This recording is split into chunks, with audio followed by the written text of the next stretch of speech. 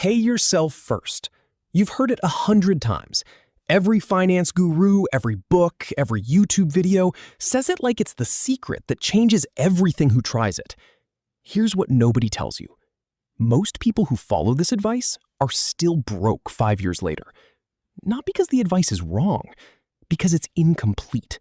And the missing part is the reason discipline fails for almost everyone who tries it. The advice. Pay yourself first means simple. The moment your salary lands, move money into savings or investments before you spend on anything else. Rent, bills, food, all of it comes after. It sounds airtight. Automate the good behavior. Remove willpower from the equation. Let the system do the work. And for a while, it works. People open a standing order, £200 a month moves out on payday. They feel proud, disciplined, in control. Then 6 months later, they've dipped into that same account twice for emergencies. A year later, half of them have quietly canceled the standing order altogether. Why it fails? The problem isn't the moving of money. The problem is what happens to the money that's left.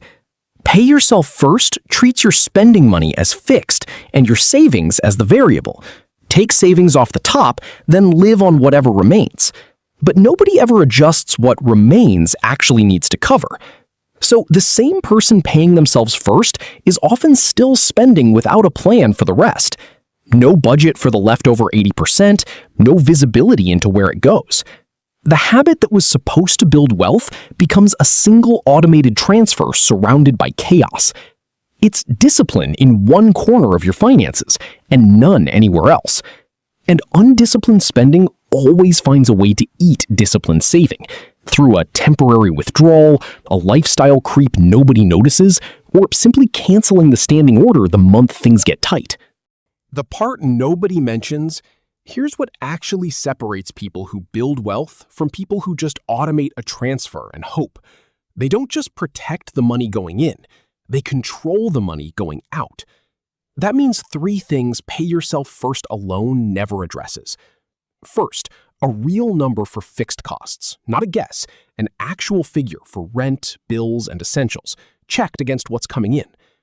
Second, a spending ceiling for everything else, not a restriction, a boundary, so lifestyle creep has a wall to hit instead of endless room to expand. Third, a rule for what happens when something goes wrong, because emergencies are not if, they're when. And without a plan for them, the savings account becomes the emergency fund, and the whole system unravels quietly, one withdrawal at a time. What actually works this way? The people who build wealth this way don't rely on a single clever transfer. They build a system with 4 parts, in this order. They pay themselves first. Yes, that part's real, and it matters. A percentage moves out before anything else touches the account. But then they name a number for essentials, so everything else isn't a mystery. Then they cap discretionary spending, a real ceiling on takeaways, subscriptions, small daily purchases, the things that don't feel like much individually but quietly absorb hundreds a month. And then they build a separate buffer for shocks, so the investing account is never touched when the car breaks down or the boiler dies. Pay yourself first is 1 gear in a 4-gear system. Used alone, it's a habit that looks like progress while the rest of the machine quietly breaks. The takeaway. The advice isn't wrong, it's just sold as the whole solution when it's one part of 4.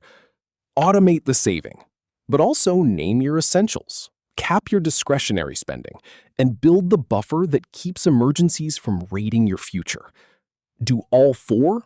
And the transfer on payday finally means what everyone promised it would. If this made you rethink how your money actually moves each month, please subscribe. See you in the next one.